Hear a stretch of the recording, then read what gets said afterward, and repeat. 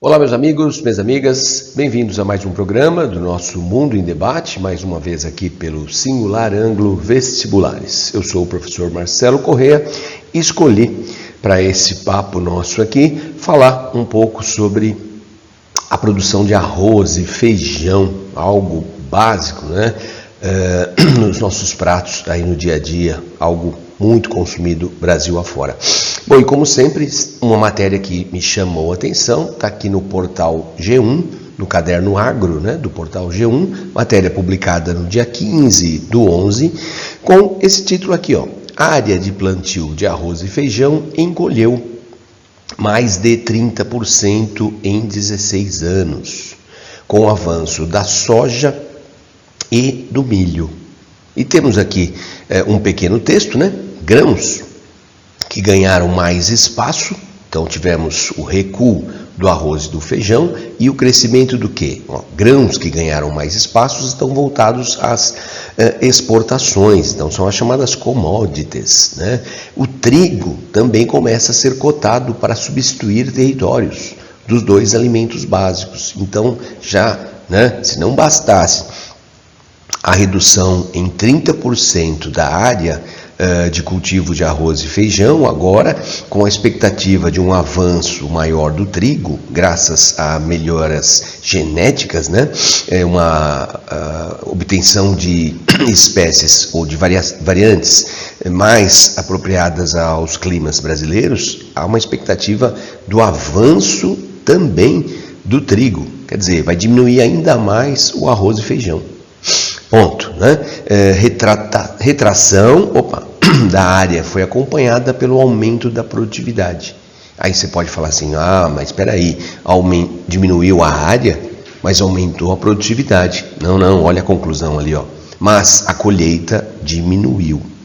Então vamos analisar aqui que tem muitas coisas aí pensando em nossos vestibulares. Vamos lá. Temos essa arte que ajuda bastante a entender aí o que está acontecendo. Qual que é o título aqui, ó? Vamos lá. Plantio diminuiu com avanço da soja e milho. Tamanho da área em hectares. Cada hectare é 10.000 metros quadrados. Então, para termos uma noção do que significa isso, basicamente é um campo de futebol. Tá?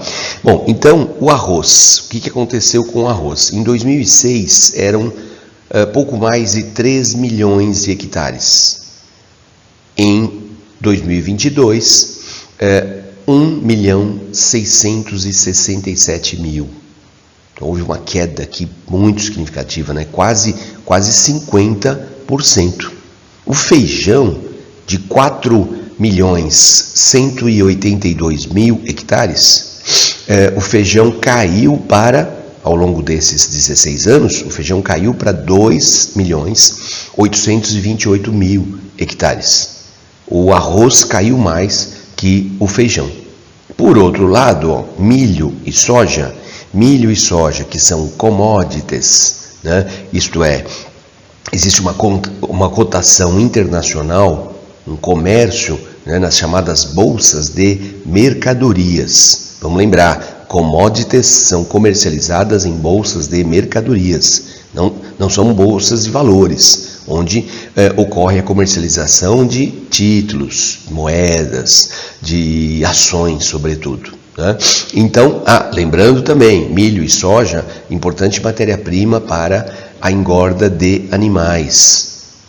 Sobretudo a engorda de aves, o Brasil como maior exportador de proteína de aves do mundo, mas também ração bovina e etc.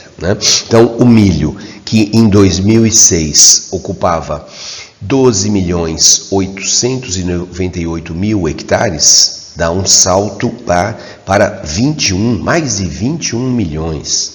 Era praticamente 13 milhões e vai para 21 milhões e meio de hectares. A soja, que já tinha um valor para lá de absurdo, né? Vamos comparar a soja aqui, ó. Soja em 2006 eram pouco mais de 22 milhões de campos de futebol. Compara com o arroz, que é aquele alimento do nosso dia a dia, 3 milhões.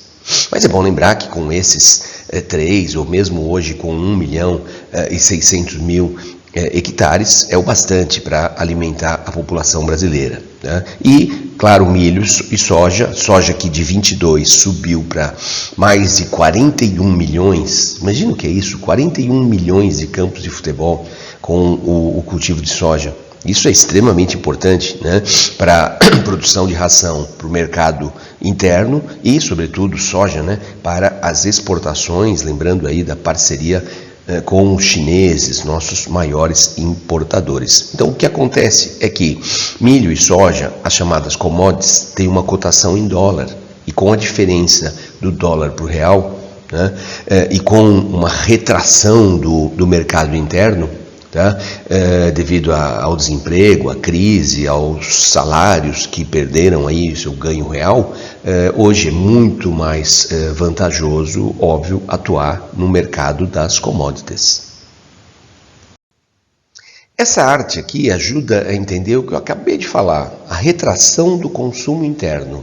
Olha, vamos olhar aqui, ó, arroz, a compra anual por domicílio. Então, cada domicílio, em média, obviamente, cada domicílio brasileiro tinha uma compra anual de 26,4 quilos de arroz por ano. Tá? E, em 2018, uma queda para 19,7 quilos de arroz por ano. Então, você tem uma queda aqui de aproximadamente o que? 20%. Né? Em 10 anos, os nossos domicílios reduziram o consumo de arroz em 20%. O feijão, né? O feijão, a compra anual era de 9,1, né? Quilo de feijão, perdão. E 10 anos depois caiu para 5,9. Então, temos aqui uma queda de aproximadamente 30%. 20% para o feijão, 30% para o arroz. Né? Quer dizer, é uma queda significativa. Né? Lógico que a população brasileira cresceu, né? Mas o que interessa aqui é o que está acontecendo com o bolso do brasileiro, o que está acontecendo com a dieta do brasileiro, que é uma dieta extremamente saudável quando você pensa, né, em um prato feito, como a gente costuma dizer, o arroz, o feijão, uma salada e vem aí uma proteína, só que os números mostram que tem algo errado acontecendo por aqui. Mais uma arte aqui para a gente conseguir visualizar bem isso aí que está acontecendo, né? Olha lá, e o Brasil ainda consegue abastecer o mercado interno. Sim, mesmo com a redução na área produzida, como citei inicialmente, o Brasil ainda consegue. Por quê? Arroz. Olha lá, a nossa quantidade disponível, produção de arroz, mais de 12 milhões de toneladas. 12.728.100 toneladas de arroz produzidas em 2022. Consumo, 10.800.000 toneladas. Agora, vamos entender que houve uma redução domiciliar do consumo. Né? O consumo diminuiu em 20%, como vimos há pouco. Então, se nós aumentarmos esse consumo aqui em 20%, nós teríamos praticamente aqui, não vou fazer as contas exatas, podem fazer, mas teríamos praticamente um empate técnico aqui. A partir daí, já daria para pensar em fome a partir da falta do alimento, porque sabemos de longa data que a fome se explica pela desigualdade, não pela falta de alimento. Mas poderia chegar numa situação como essa. Aí, obviamente, nós teríamos uma escalada dos preços e, novamente, uma retração do consumo. Então, é uma maneira muito perversa de você garantir o abastecimento, ou para poder afirmar o que está aqui, ó, o Brasil ainda consegue abastecer o mercado interno. Consegue? Por que consegue? Consegue porque houve uma retração no consumo. Uma melhora da renda explicaria, obviamente, um retorno à normalidade do consumo domiciliar do arroz. E o mesmo vale para o feijão. Essa mesma análise você pode fazer também para o feijão. E aí faltaria. Por quê? Porque houve uma retração da área cultivada.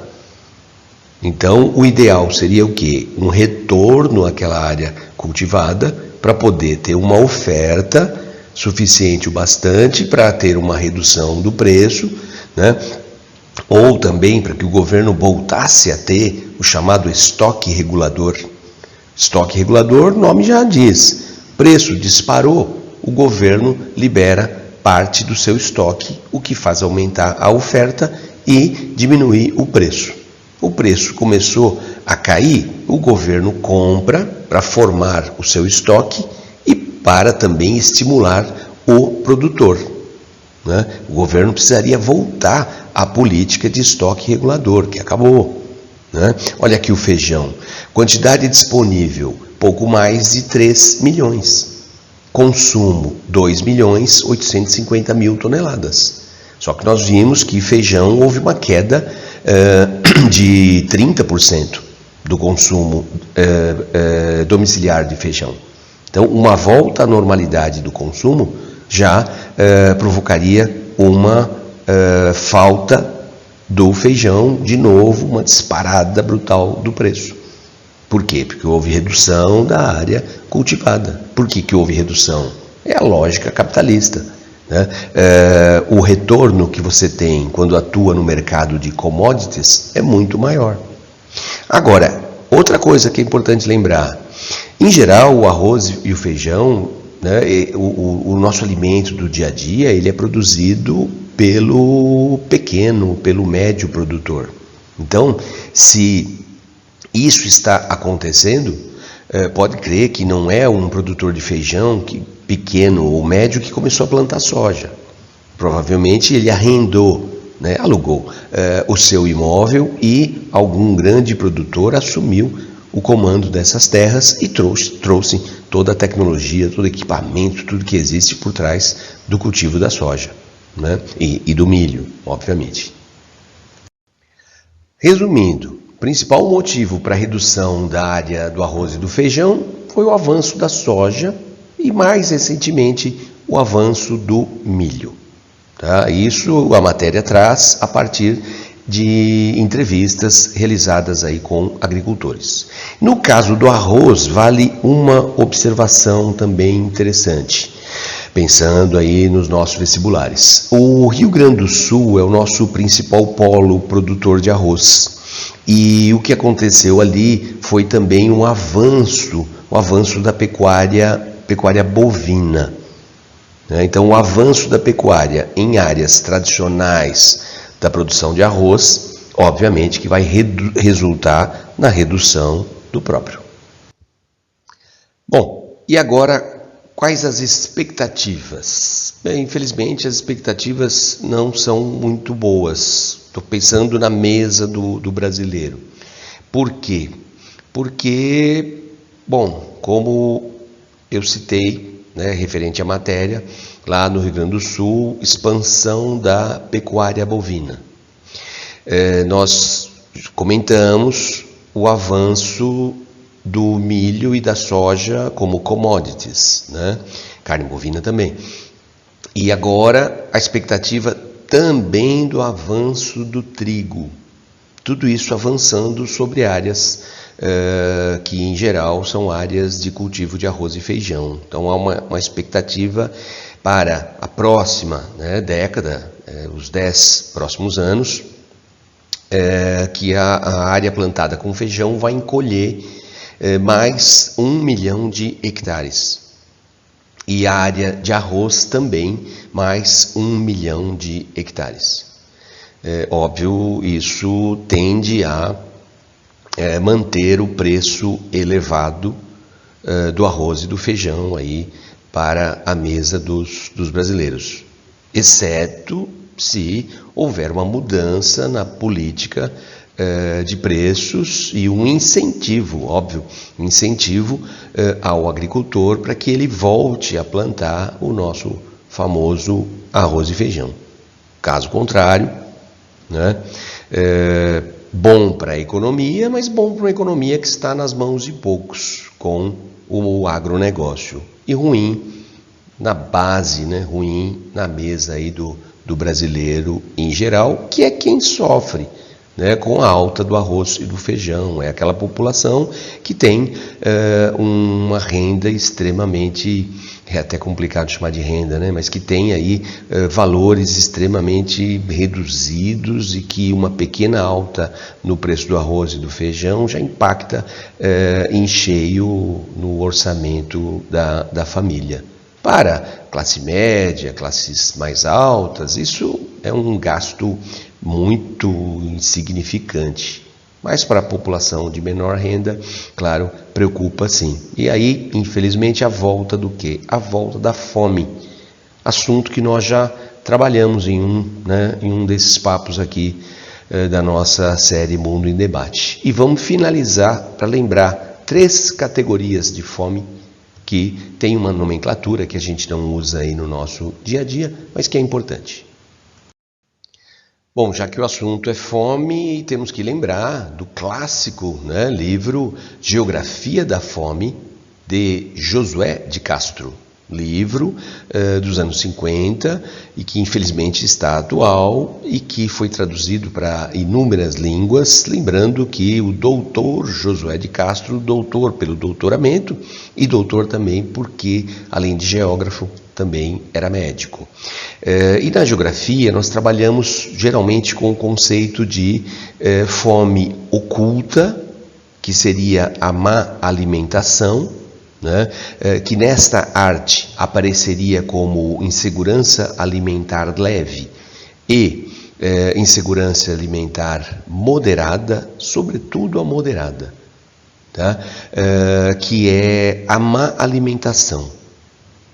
Quando você tem alimentação, mas é uma alimentação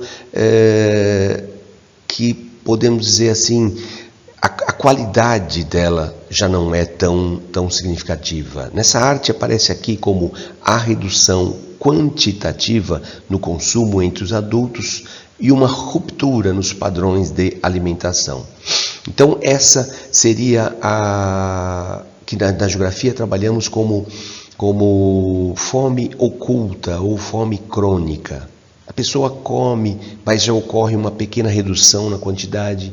Muitas vezes os pais abrem mão do alimento, né, em função dos filhos, né? Então tem mais a ver aí com a qualidade ou até uma pequena redução na quantidade. Agora, na geografia nós trabalhamos também com o conceito de fome aguda. A fome aguda seria, nessa arte aqui, a insegurança alimentar grave. A redução quantitativa também entre as crianças. Nessa etapa que a família é identificada como em situação de fome, são aquelas pessoas que estão sentindo fome, pessoas que não conseguem comer o mínimo necessário. Essa é a insegurança alimentar grave, essa é a sensação de fome. A fome oculta, a fome que você não vê, né? A fome que está associada à qualidade do alimento. Se alimenta, digamos que eu vou saciar a minha fome, mas não da maneira correta, né? Então essa é a fome oculta, é a fome crônica. Algo crônico é aquilo que está presente, né, de um longo período, tá? A fome grave, né, a fome aguda, perdão, ou insegurança alimentar grave é aquela que leva à morte, tá? O Brasil, infelizmente, voltou ao mapa da fome. O mapa da fome retrata, sobretudo, essa última categoria.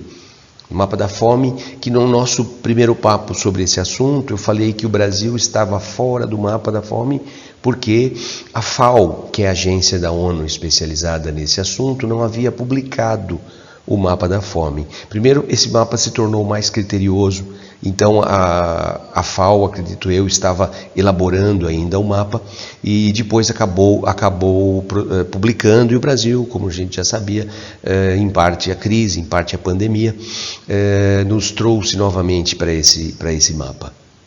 Por dois motivos. O mapa hoje é mais criterioso quanto à porcentagem de pessoas que enfrentam a fome, para que apareçam no mapa da fome, e porque também aumentou. Hoje nós temos 33 milhões de brasileiros nessa categoria, insegurança alimentar grave, ou fome aguda, usando um conceito geográfico. Mas é triste porque você tem 33 milhões na insegurança alimentar grave, tem mais 30 e poucos milhões na insegurança alimentar moderada e 60 milhões na insegurança alimentar leve. Insegurança alimentar leve é aquela onde há uma incerteza quanto à alimentação nos próximos dias. Aqui na arte ele diz, há incerteza quanto ao acesso alimentar. Uma insegurança com relação a, será que eu vou comer nos próximos dias? Há uma queda na qualidade da comida, como uma estratégia utilizada para evitar o declínio da quantidade. Então, é aquela história onde o cara substitui o bife pela salsicha, pelos ultraprocessados. Mantém o quantitativo, mas começa a cair no qualitativo. Então, somando essas três categorias, nós temos 120 milhões de brasileiros. Claro que a urgência agora é cuidar da insegurança alimentar grave. Imaginar que estamos caminhando para o final de 2022 e tem gente no Brasil que nesse exato momento que eu gravo ou que você assiste, tem gente sentindo fome. O Brasil é um dos maiores exportadores de alimento, briga com os Estados Unidos pela liderança, briga com a União Europeia, mas é o Brasil inteiro brigando com a União Europeia, e temos uma vergonha, uma situação tão grave como essa. Mas vamos ter fé que isso vai ser superado, não é? Então, no próximo encontro, vamos fazer um panorama do que foi o segundo semestre, já que eu fiz também um panorama do que foi o nosso primeiro semestre de 2022. Então, até o nosso próximo encontro. Tchau!